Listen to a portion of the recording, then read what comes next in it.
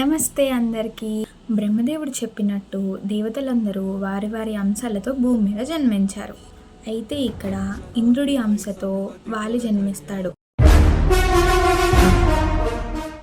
సూర్యుడి అంశతో సుగ్రీవుడు, బృహస్పతి అంశతో తారుడు జన్మిస్తాడు. అశ్విని దేవతల అంశతో ద్వివిధుడు, మైందుడు జన్మిస్తారు. చివరిగా వాయుదేవుడి అంశతో అంజనాదేవికి హనుమంతుడు జన్మిస్తాడు. అలానే ఋషులు కూడా వారి వారి అంశాలతో కొన్ని వానరాలను సృష్టించారు. ఇది ఇలా ఉండగా దశరథుడికి పుట్టిన 4 పిల్లలు పెరిగి పెద్దవారు అవుతున్నారు.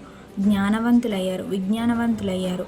అన్ని అస్త్ర విద్యలు, శస్త్రవిద్యలు నేర్చుకున్నారు. శాస్త్రాల్లో, వేదాల్లో కూడా మంచి పట్టు సాధించారు. వారి జ్ఞానాన్ని, సంస్కారాన్ని చూసి దశరథుడు కూడా చాలా ఆనందించాడు, ఎంతో మురిసిపోయాడు.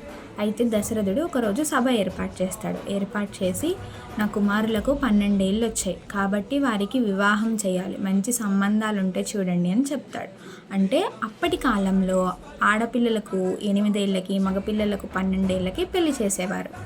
ఈ చర్చ జరుగుతున్నప్పుడు సభకి విశ్వామిత్రుడు వస్తాడు. వచ్చి ద్వారం దగ్గర నిలబడి ద్వారపాలకుడితో ఇలా చెప్తాడు: కౌశిక వంశంలో జన్మించిన వాడు గాదిసుతుడు విశ్వామిత్రుడు వచ్చాడని వెళ్ళి మీ ప్రభువుకి చెప్పు అని చెప్తాడు.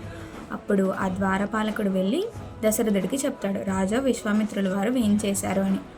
అలా విశ్వామిత్రుడు రాకతో రామాయణం ఒక మలుపు తిరిగింది.